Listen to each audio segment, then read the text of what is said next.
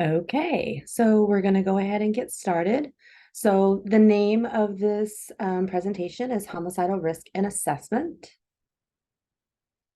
The objectives today, excuse me, that I hope that I cover and that you learn are defining homicidal, what duty to warn means and what that means to you as a clinician or as a person that may be witness to homicidal thoughts or threats. Identify any risk factors and or protective factors for those clients, and learn assessment questions to ask to determine homicidal ideation and level of risk. So just to get us started, so we're all using and understanding the language the same way. So homicidal ideation, it's also known as homicidal threat. Thoughts can refer to even thinking about having any kind of consideration and or actually planning a homicide. So homicidal ideation, according to one study, accounts for an estimated 10 to 17% of patients or clients that present to a psychiatric facility in the United States. So anytime that we have research, we want to remember, like, whereabouts was this? Was it throughout the whole United States? Did they pick certain states, or was this an estimation? What were the actual questions that were asked? Was it, literally anything like, oh, I think about hurting some people sometimes, all the way to I'm thinking about killing someone and this is what I'm going to do. So we have to kind of course, take any kind of research with a little bit of grain of salt until we are actually able to see and understand and comprehend the whole process that they did. But one of the things that I'm hopeful that this training helps you with is to know, what do I do? Or what do we do as an agency? What do we do as a school? What do we do as a hospital? Any kind of setting that you work in, and especially for those that are in private practice and work by themselves, for themselves. And so it's really up to them to figure out all these different steps. So the first step in a clinician plan, of course, would be any kind of research that you can do to know, what are my ground rules? What are some guidelines that are already out there? What's going to help me through this process? So the big things that we always want to think about, of course, is ethical and legal responsibility, depending on what state you're practicing in, depending on where the client is, and then, of course, your background in your practice. So whether you're a counselor, you're a social worker, marriage and family therapist, school social worker, school counselor, all these different things. The other thing that we really want to research and figure out, what do we want to do, excuse me, as a clinician, is what assessment tools can I use? What is out there? What is evidence-based? What can help guide this process for me? So the second thing would always be, of course, client assessment. How do I do that? What are the questions to ask? Is there a particular form I can use? Also, I need to know, what are particular risk factors for those that might have homicidal ideation, and or protective factors. What keeps people from following through and continuing on with that homicidal ideation? The next thing would, of course, be consultation. No matter where your background is or what it is for, who do I consult with? Who has maybe some more experience and or some trusted individuals that I can go to? So whether that be peers, clinical directors, clinical supervisors, regular supervisors, do I have a lawyer or legal team that I can consult with? Is there anybody in security or safety I can consult with? All these different practices that we want to bring in together. And then the last piece would be step number 4, would be client follow-up. What do I continue? How do I continue to assess? What do I do if we get to a level that I then need to notify others and or go into a duty protect role? So we will continue to look throughout this presentation at all 4 of those steps. So of course, we're going to start with step number 1. So ethical and legal responsibilities, and then of course, any current assessment tools that are out there that have some background to them that can help guide this assessment process of homicidal risk. So most of us are aware of this duty to warn idea. And that typically we get exposed to that, if not in undergrad in some capacity, then definitely in graduate school, where you talk about these different situations in the ethics class, typically. If you're lucky enough to have a legal class that goes along with your master's program, you definitely cover this.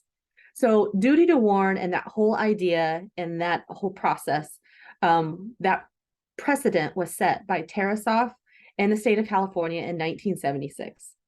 So as you think about this, what do you remember? What do you know? And why is this important to us as a psychotherapist? So basically, Tarasoff was a psychotherapist that was seeing a male client, had a male client come in and report, I'm leaving here and I'm going to go kill this female that that I know. Tarasoff did not report that, did not call, because at that time there was no law or anything to help guide this therapist. And so basically the male client left and actually did kill the female. And so those on the female family, the survivors of the family, came back and sued basically Tarasoff and said, why didn't you call? Why didn't you at least call 911 and warn someone? So maybe she wouldn't have been hurt. So what happened was Tarasoff said, well, that person wasn't my client. I don't have a duty to protect or a duty to warn or duty to anything. I don't have any duty to that person because they're not my client. Well, that went all the way to the Supreme Court in the state of California. And they actually said, yes, you do. You have to warn somebody if you know that there is an imminent risk on their life, basically. So with that in mind, what does that mean for us today? Especially because I'm going to make the assumption that most of those that are watching this are either practicing or seeing people in Kansas or Missouri. So let's get specific to what that means. So in Kansas, we do not have an overall what they call duty to warn law. So we do not have a Tarasoff law in Kansas. What we do have, and it's what they call a duty, is when a clinician has physical custody or control over a client, there is a duty to warn of explicit or foreseeable threats that then the victim does not already know about. So I don't know about you, but as a psychotherapist, what does that even mean, right? So we have to really be careful with this. I would always suggest that you pull in a legal person or a lawyer or somebody on a legal team to help you decipher this. So basically, if I'm reading this and you think about this, how many clinicians have physical custody or control over their client, right?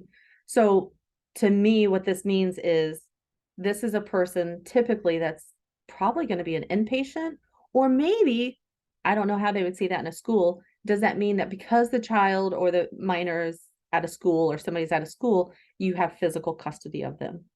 And that there is a duty to warn to explicit or foreseeable threats, excuse me, that the victim does not already know about. So we can question that piece too. If the victim is aware that this person is making threats against them or has said, I'm going to kill you, does that mean I don't have to warn or I don't have to protect that person? So we'll come back to this. So just think about that. So the next one, of course, is in Missouri. Once again, there's not a duty to warn law. So there's not a Tarasoff law in Missouri, but Missouri has their own duty law called Bradley versus Ray. So this was one that actually went to the Missouri Supreme Court and made a ruling on it. So the specific duty in Missouri is mental health professionals have a duty to warn when a client presents with a serious danger of future violence to a readily identifiable victim.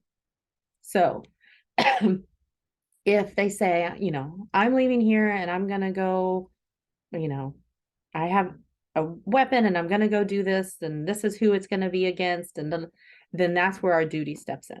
So as you can see, in either one of those, it isn't exact of if this happens, do this. So that's why this piece of conversation and planning is so important.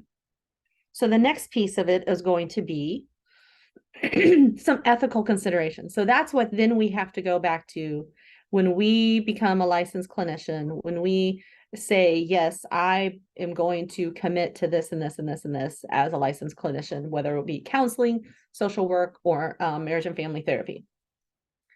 So that's what sometimes helps guide our work, as we know. So for counselors, there is a specific exceptions part in our ethics that says I will disclose if there's a serious and foreseeable harm against a client or identified others, and that could demand that I give confidential information to be revealed. So I don't have to have the ROIs, or I don't have to have the permission of the client if all those things are in place. The second piece, of course, is that you're consulting with other professionals when in doubt and when there possibly could be an exception. So you're always having that piece too. For social workers, the big piece as you get towards the middle of that is keeping confidentiality does not apply when the disclosure is necessary to prevent serious, foreseeable, and imminent harm to a client or other identifiable person. So there's the exception in confidentiality for social workers. And then for marriage and family therapists, it doesn't say specifically when there's harm or foreseeable harm, or it doesn't have that kind of language in there at all.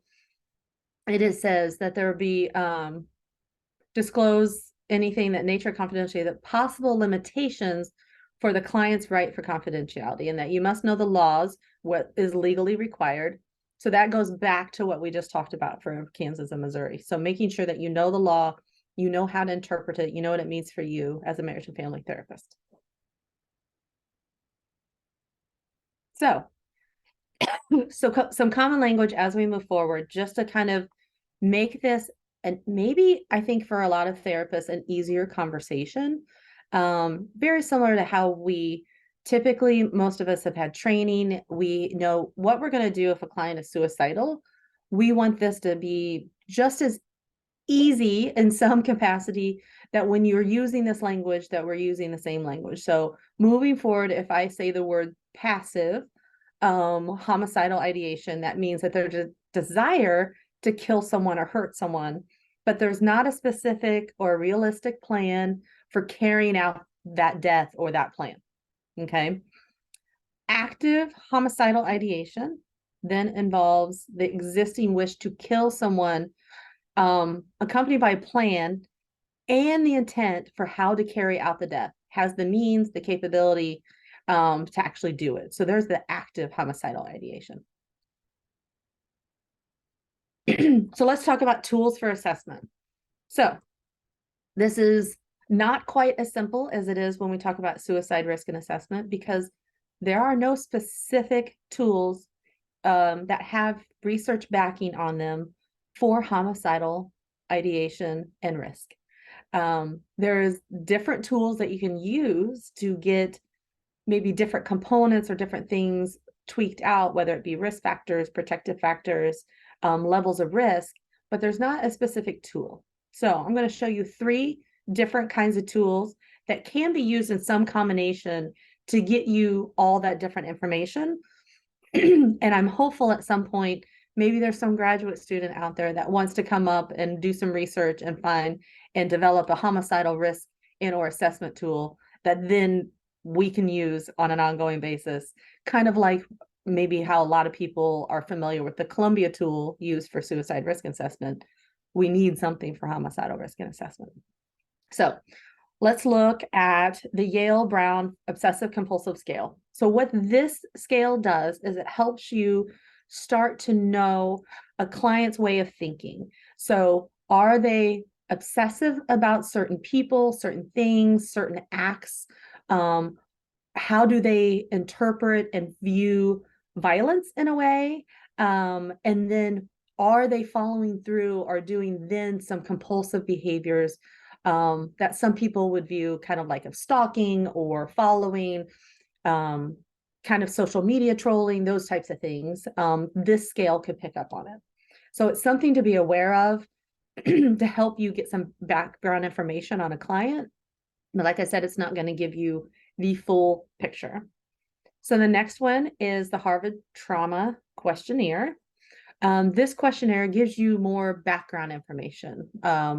More of this would be kind of along the lines of helping you kind of look at past events and some other things that have occurred that could be considered risk factors as we move forward.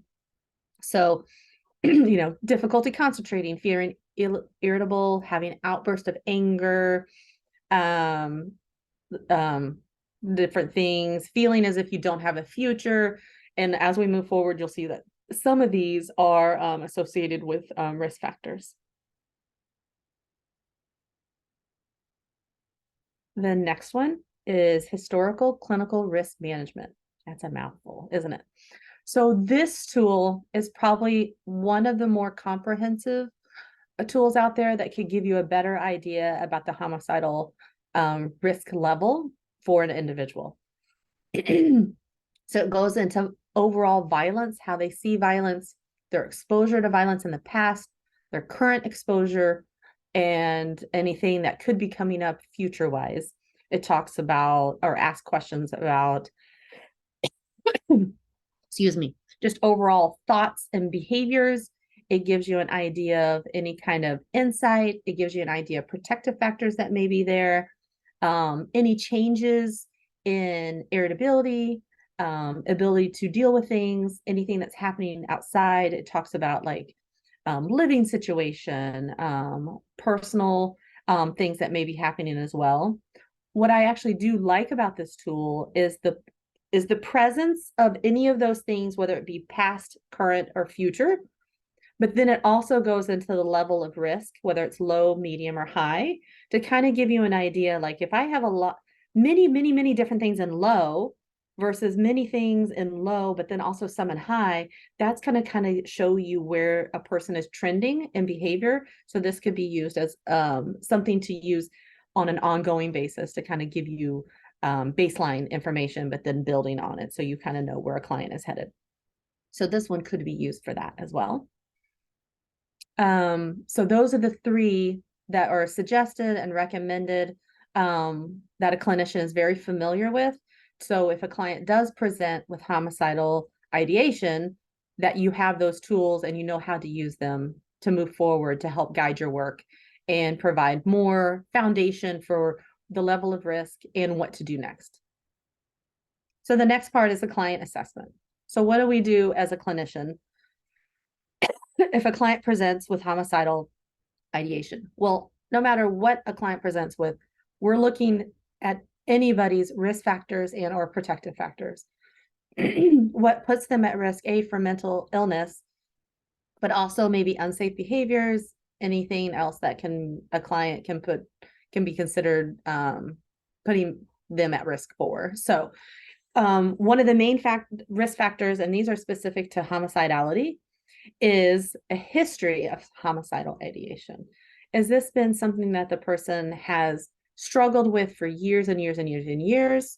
Or did this just come up in the past 4 months?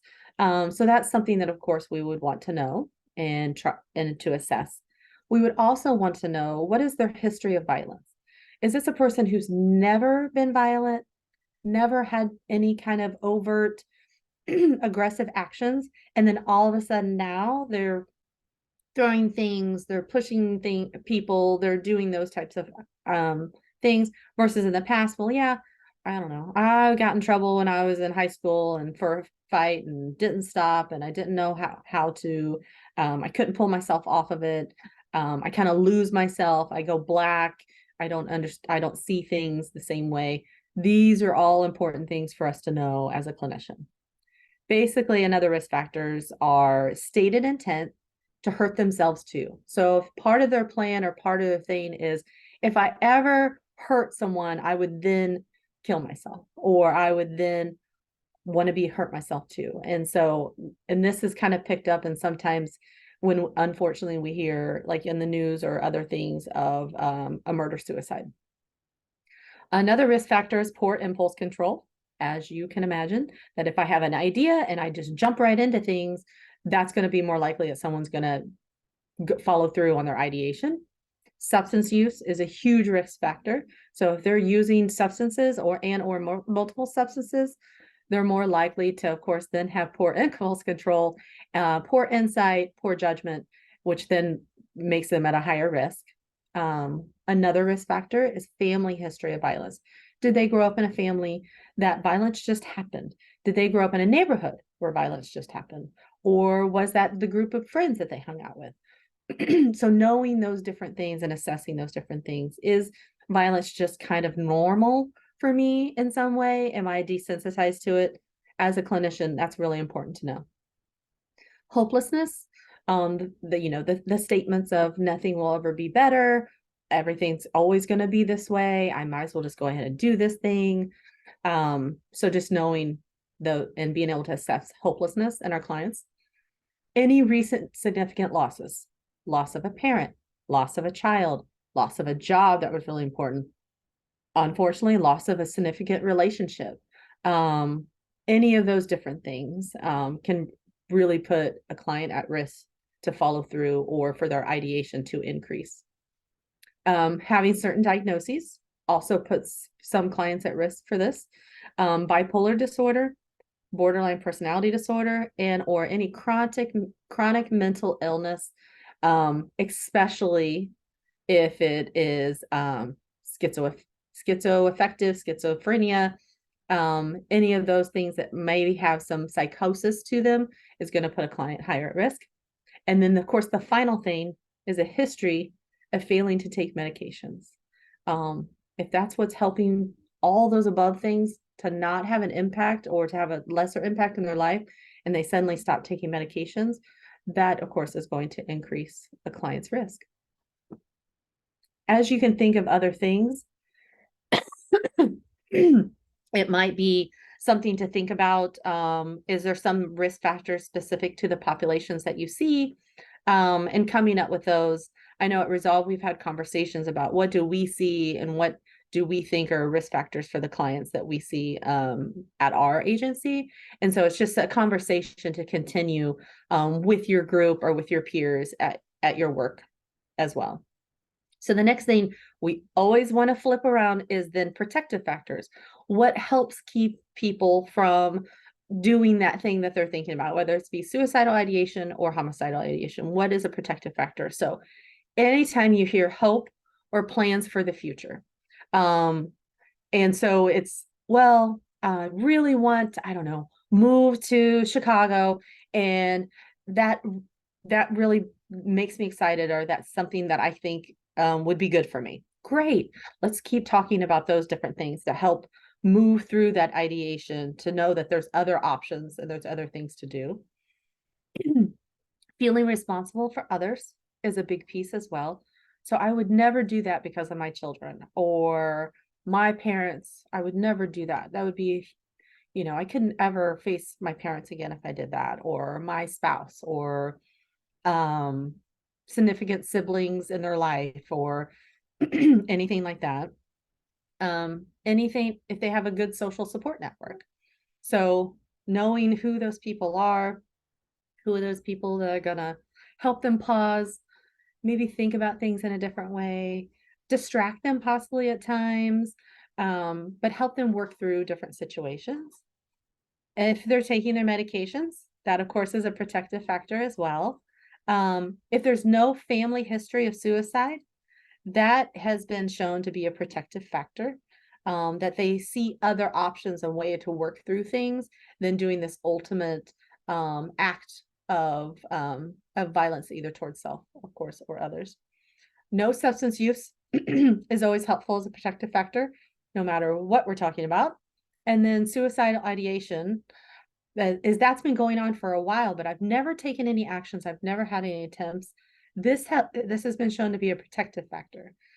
The reason, and I think that the thinking behind that is you've been able to struggle with this and never follow through on it. So how about we look at this homicidal ideation in the same way? Maybe we struggle through it and we have ups and downs with it, but we never follow through on it. And being able to make those similarities with a client. Or if the last attempt was a long, long time ago. So if I'm talking to a 40-year-old client and maybe they had an attempt when they were 12, but since then they've put things in place, they've learned other skills. We've never really had suicidal ideation or any attempts since then. That puts them at a very low risk, and it actually is a protective factor for them.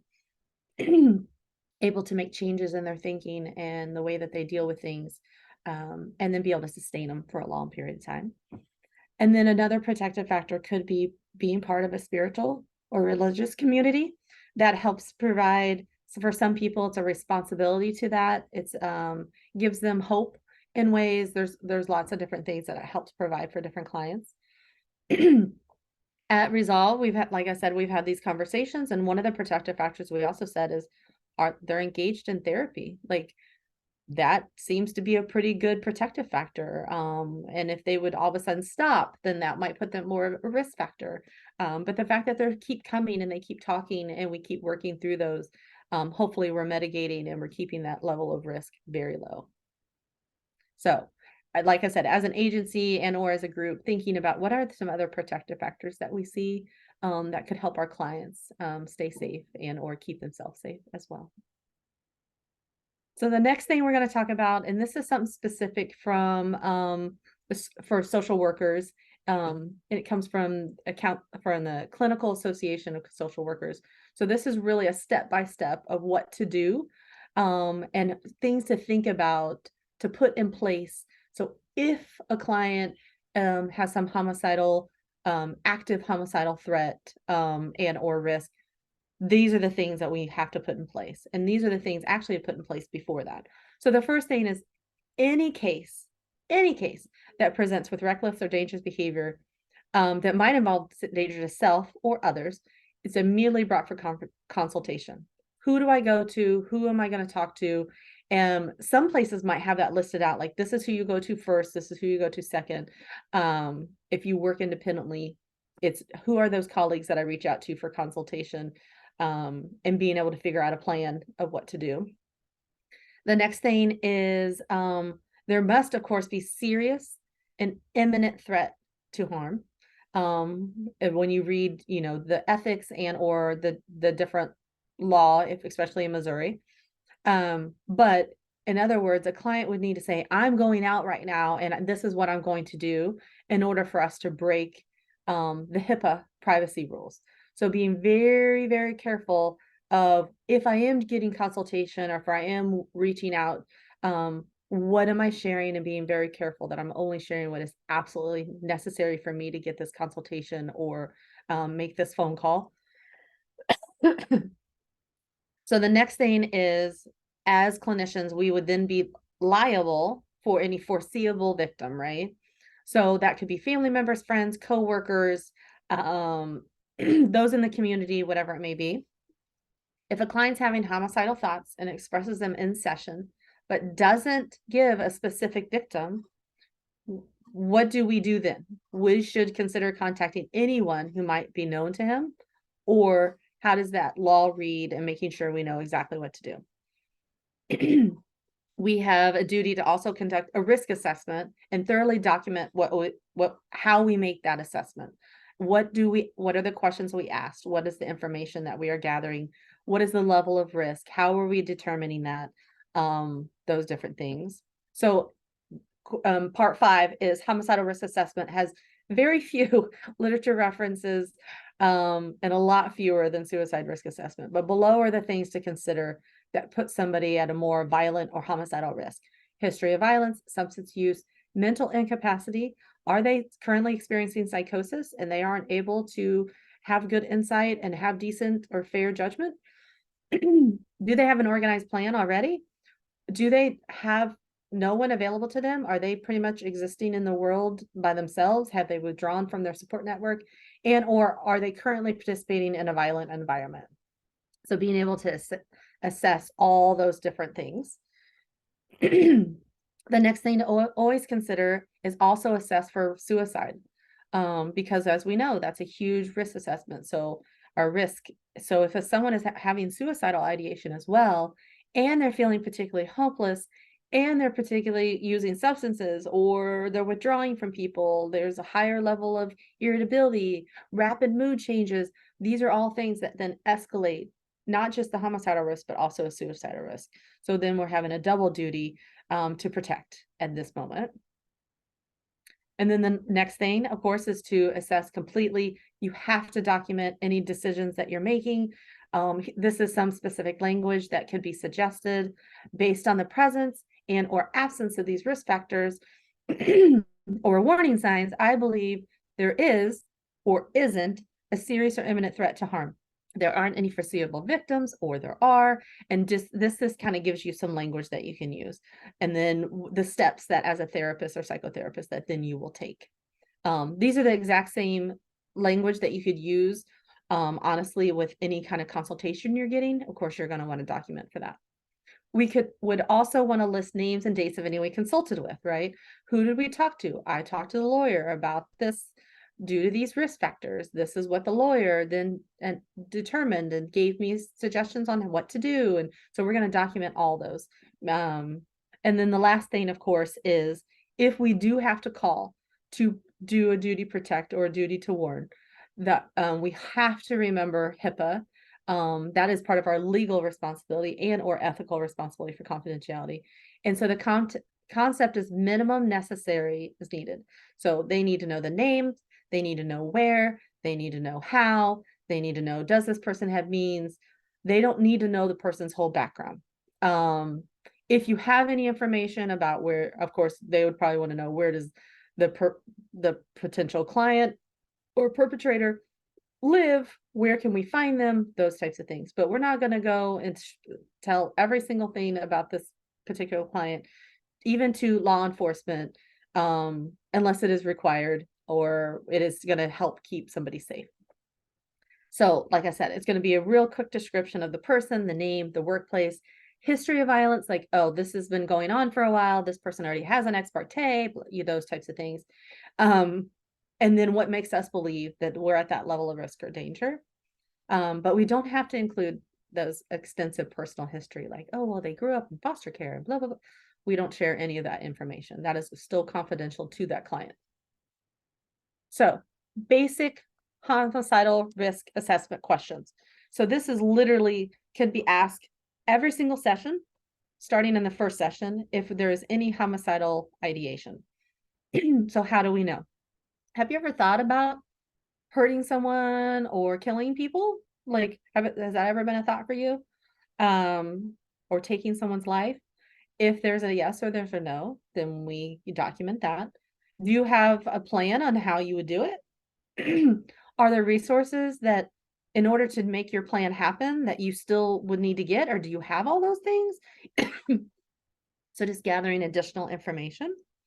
And then the last one is, of course, this is where the imminent risk immediately happens is, do you plan on killing,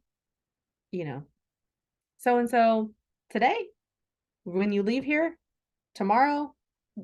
What's part of that plan? What is keeping you from doing that right now? What is making you think that this is the moment to do it? And then they can decline to share the information, or they're going to say, like, I'm not going to do that today, or I'm not going to do that ever. So they give you a chance they get to correct you. I'll put it that way. So the next one that is really helpful, and this could give somebody an idea of what to do to help start a plan or to help provide some basic structure for clinicians at your agency, within the school, so everybody's using the same questions and the same things to kind of assess and know what to do next. So this one is called the Barren and Ready assessment. So it's action. So we'll see how you think about this one. I really like this one. Number one, does the patient or client hold attitudes that support violence as a method to deal with interpersonal conflict? Is revenge part of their thinking? Do they think, well, yeah, if someone's mean to me, then I get to be mean back to them? Or, hey, if someone, steps up to me, then I get to put them in their place, or that's the only way people listen, or they don't, then that's what I have to do. So just kind of knowing what they think about for violence. Number two is, do they have the capacity? So I think about this. I've worked with little kids before. They'll say, well, I just want to, I don't know what they say, something like, well, I'll just make a bomb and I'll blow something up. And it's like, oh, well, do you know how to make a bomb? No. So that's what we're talking about, capacity. Do they even have the knowledge or the ability to follow through on that? Number three is, has this person crossed thresholds in the direction of violating a victim's autonomy and privacy? So examples can be stalking, verbal threats, inappropriately showing up with a victim, at their place of work or at their apartment, or if they're out, I don't know, on another date or something along those, like being in places that they don't need to be, going those extra steps, looking on their social media all the time, those different things. They're taking different actions. Number four is, do they have serious intent behind this threat? It's just this idea of just showing frustration, but they repeatedly state, I would never do it, I just think about these things. Or is it really, yeah, if this happens, I'm going to do this. So there is an intent behind to follow through on it. The other one is attitudes and actions of significant others in their support network. And do they support violence? Or are people in their support network going to support non-violent approaches? So do they hang out with people and or groups, whether they be their family, friends, other people in their support network, that are really like, yeah, let's go get them, or let's solve this, let's take care of it? Or are there people in their support network that says, hey, why don't we all come over? We can talk it through. Let's just take a little pause here. Let's take some deep breaths, those different things. I can come over and sit with you. I don't want you to hurt other people, that kind of language. Okay. And six is the patient typically non-compliant? Do they put themselves at a higher risk because they don't follow through on either suggestions or plans or things that you've tried to do before? So do they purposely not take their medications? Do they purposely not follow things like, hey, I don't know, let's not follow that person on your social media. What would it be like to take that off? Yeah, I can do that. And then they never do those things.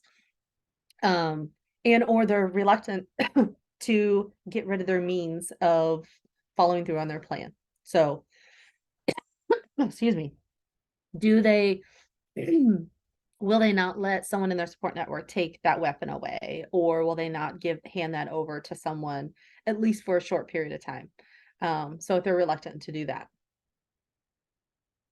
So the next part, of course, is consultation, right? As we're gathering all this information. So making sure that we're getting this consultation from multiple levels around us. So like I mentioned before, peers, clinical leads, possibly a lawyer or somebody in the security department, management, supervisors, anybody that we could pull in. I always encourage people, if you have others around you that are from different disciplines, like maybe for me, I'm a counselor, so I might go ask a social worker. I could go ask a marriage family therapist to be like, what do you think? Like, am I missing something? I'm getting a lot of consultation from other people. Remembering that HIPAA confidentiality is in place.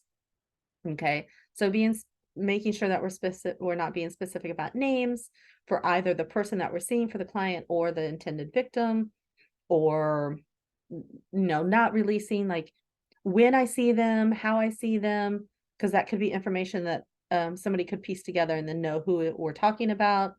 So being mindful of that. And then of course, always documenting in our client file names, dates, times, any considerations, any plan of actions, so that we have it all contained in that client file. and making sure we're doing that in a very timely manner.